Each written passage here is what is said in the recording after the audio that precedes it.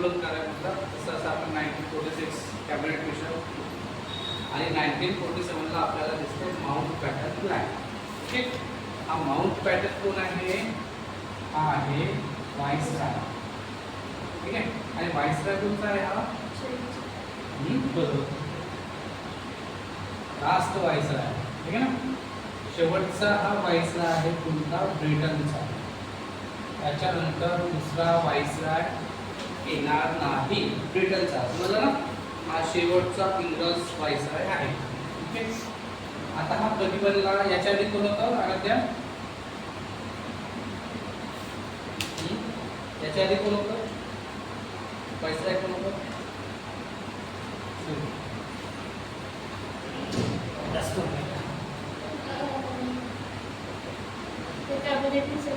याच्या आधी कोण होता? वेवेल होता ना व्हाईसराय. तू जे म्हणत आहे क्लिमेट ॲटली, तो ब्रिटनचा पीएम आहे. Lord Wavell. मला तुझं म्हणत आहे ना क्लिमेट ॲटली हा कोण आहे? हा ब्रिटनचा पीएम आहे. समजला.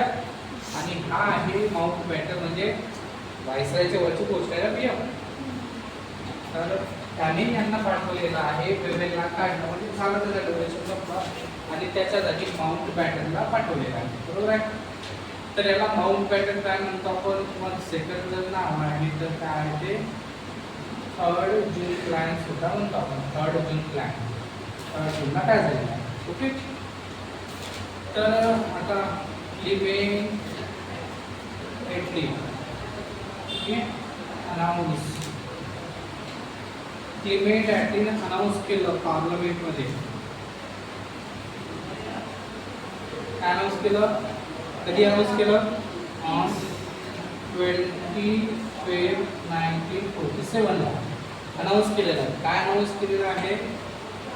भारत सोडणार आहे, म्हणजे 3 जून 1948. ठीक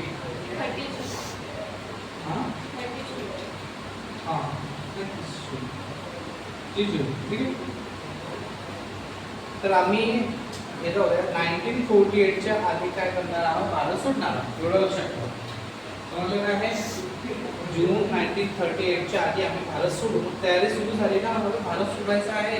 इंडियन गव्हर्नमेंट तयार पाहिजे, कॉन्स्टिट्यूट असेंब्ली, यासाठी सगळे जण कामाला लागलेले आहेत.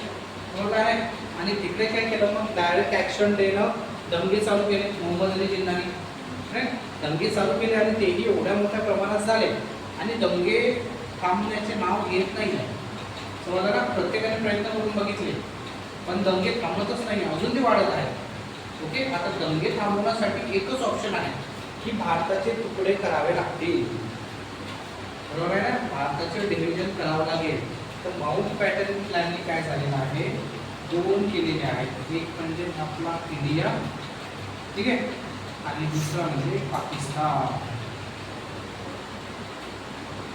भारताचे 2 मुद्दे केले, एक इंडिया आणि पाकिस्तान. आणि ऑफकोर्स यांचे पीएम वेगवेगळे राहते, यांचे पीएम वेगवेगळे राहते. समजलं. यांची कॉन्स्टिट्यूट असेंब्ली वेगळी, यांची कॉन्स्टिट्यूट असेंब्ली वेगळी, सगळं वेगवेगळं, काही इंटरफेअर करायचं नाही. ठीक. पण आता काय करायला पाहिजे? जसं आपण भारत बघितला, हा इथला हा भारत आहे. समजलं. इथं दिसते आपल्याला हा पंजाब, पश्चिम बंगाल. ठीक आहे. हा पश्चिम बंगाल. इकडे दिसते हा पंजाब, है ना. तर आपण आज पाकिस्तानमध्ये गेलो तर पाकिस्तानमध्ये सुद्धा आपल्याला मॅप काढता येईल. काय बघ काढणं परफेक्ट नाही. अरे परफेक्ट नाही, असंच काढता येते का? नाही. तुला काढता येते मॅप भारताला? काढलं मग मला काढता येते चांगला. आणि हा काढता येते का चांगला? नाही काढता येत. आपल्याला काढायचं. जम्मू काश्मीर कुठे आहे? हां इथं आहे का? इथे आहे जम्मू काश्मीर. ठीक आहे. पंजाब कुठे आहे? पंजाब. कुठे पंजाब? सांगणे मॅम. पंजाब. इथं हा जर आपण इथं पंजाब बघितला, बरोबर आहे. एक पंजाब इकडे आहे आणि एक पंजाब तिकडे पण दिसतो आपल्याला. बंगाल इथं आहे, बंगाल. आता काय झालेलं आहे की north west frontier province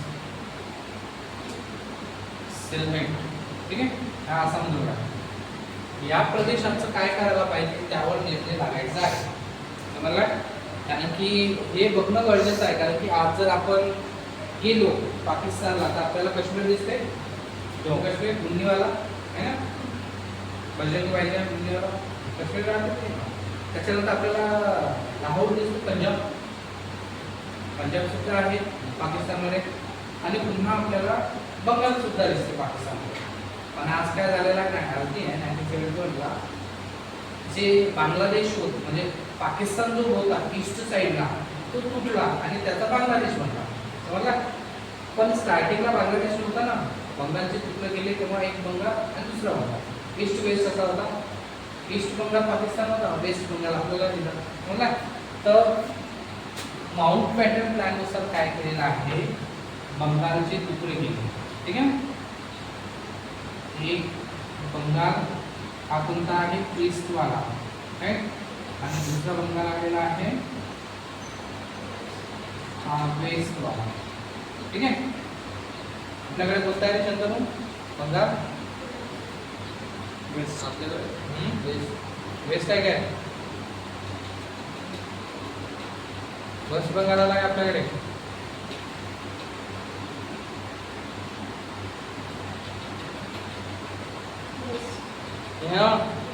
waste आहे काय, नक्की वेस्टच आहे ना, पश्चिम बंगाल.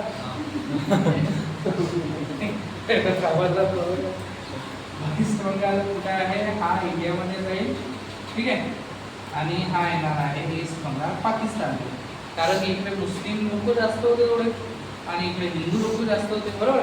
पंजाबही जर बघितला तर तसाच आहे, म्हणजे हा जो पंजाब आहे त्याच्यातला ईस्ट, ठीक आहे, आणि दुसरा आहे वेस्ट पंजाब. तर हा कोणता आहे, आपल्याकडे कोणता पंजाब आलेला आहे, काय सांगतो तो, west. West Punjab, west Punjab नाही, यावेळी आपल्याकडे ईस्ट पंजाब आहे, पंजाब. पंजाब.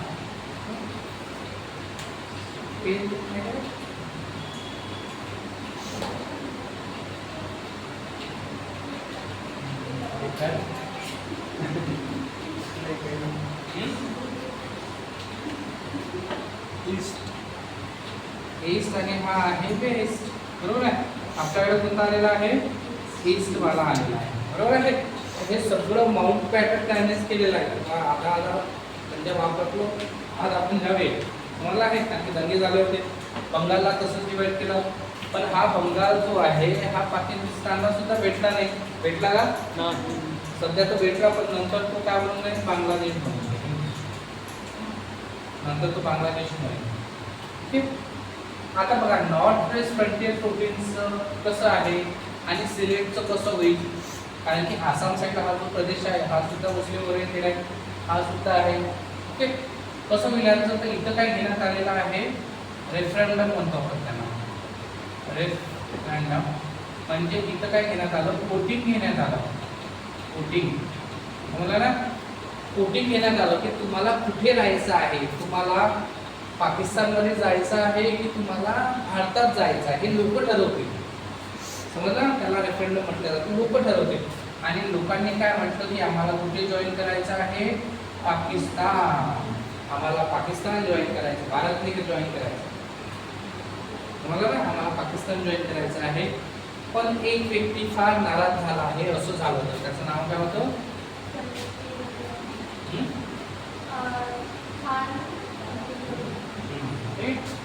फ्रंटियर गांधी, खान अब्दुल गफ्फार खान, ठीक आहे. फ्रंटियर गांधी, सीमांत गांधी, लाल कुर्ती, खुदाई हिम्मतदार, आहे, लक्षात ठेवा. तर हा माणसानं नाराजी व्यक्त केली, कारण की बा लोकांकडे दोनच ऑप्शन दिले तुम्ही, एक दिलाय पाकिस्तान, एक दिलं भारत, ठीक आहे. पण बहिष्काराचाही एक ऑप्शन द्यायला पाहिजे होतं, तसं झालं नाही. ऑप्शनमध्ये दोनच होते, एक तर भारतावर क्लिक केला, एक तर इंडियावर क्लिक केला, तुम्हाला सॉरी पाकिस्तान होतं. ओके. आणि त्याच्यामध्ये सगळ्यात जो जन्मत आहे तो पाकिस्तानकडे आला आणि आज आपल्याला नॉर्थ वेस्ट फ्रंटियर प्रोव्हिन्स पाकिस्तानमध्ये दिसते. सेम रेफरंडम सिलेटला घेण्यात आला, ठीक आहे ना, सिलेट आसामचा पार्ट. ओके. इथेही रेफरंडम घेण्यात आलं, वोटिंग, आणि तिथल्या लोकांनी काय म्हटलं की आम्हाला काय जॉईन करायचं आहे, पाकिस्तान जॉईन करायचं. चला निघालं म्हणलं ना, पाकिस्तान जॉईन करायचं आहे ना, भारतात थांबून होता बरोबर निघाला. मग मला समजलं की या मी तर एकट्यालाच दोषी समजत होतो मोहम्मद अली जिन्नाला, इथं तर लोकांना सुद्धा वेगळा देश पाहिजे, आपण तर त्याला दोषी म्हणत आहोत आहे ना. पण इथं तर वोटिंग घेण्यात आलं ना, बरोबर आहे. नॉर्थ वेस्ट फ्रंटियरच्या लोकांनी म्हटलं की आम्हाला पाकिस्तान जॉईन करायचं आहे, सिलेटच्या लोकांनी म्हटलं आम्हाला पाकिस्तान जॉईन करायचं आहे. म्हणजे फक्त एक मोहम्मद अली जिन्नाला रिस्पॉन्सिबल समजून चालला काय नाही आहे, कारण की तशा प्रकारे वातावरणच भारतामध्ये झालं होतं. सगळ्यांच्या माइंडमध्ये एकच होतं की नाही आपल्याला चला होण्यासाठी पाकिस्तान आपले अधिकार करेल मला, आणि सगळ्यांनी तिकडे मतदान केलं आणि नॉर्थ वेस्ट फ्रंटियर वगैरे हा सगळा जो प्रदेश आहे सिलेट हा पाकिस्तानमध्ये चालला गेला. राईट. तर त्याच्यामध्ये काय झालेलं आहे, आपला भारत तरी स्वतंत्र झाला रे शंतनू, 15 ऑगस्ट 1947 नक्की. आणि पाकिस्तान 14 ऑगस्टला 1947ला हा पाकिस्तान सेलिब्रेट झालेला. मोहम्मद अली तिकडे पीएम आणि पंडित जवाहरलाल नेहरू तिकडे पीएम, बरोबर आहे. अशा प्रकारे मग भारतात काय झालेलं आहे, दंगे थांबले. ओके. आणि डिवायडेशन, ते बाउंड्री लाईन एक पर्सननी केलेलं आहे, त्याचं नाव आहे red Cliff. Red Cliff line म्हणतो ना आपण आजही.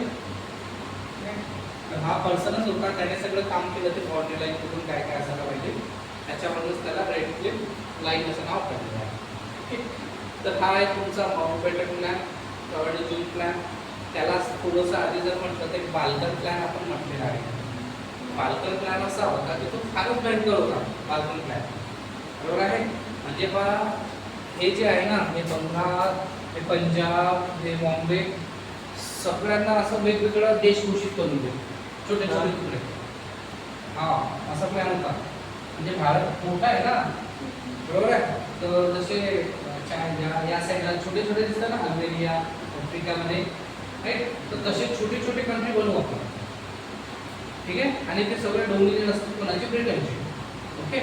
तर यावर थोडंसं जसं आपण जर म्हटलं तर BN राव आणि अजून आहे कोणतरी माणूस आहे, तर त्याने तर कसं दाखवतात की हो म्हटलेलं होतं, बरोबर आहे, किंवा अशा प्रकारचा प्लॅन आम्हाला मंजूर आहे. तेव्हा नेहरूंना हे समजलं मीटिंगमध्ये, ते कागद घेऊन आम्ही त्यांच्यासमोर आठवलेले किंवा हा प्लॅन पाहिजे का आपल्याला, राईट. आणि मग नंतर तो दुसरा प्लॅन बनवला हा अशा प्रकारे पाकिस्तान आणि भारताचा, समजलाय ना.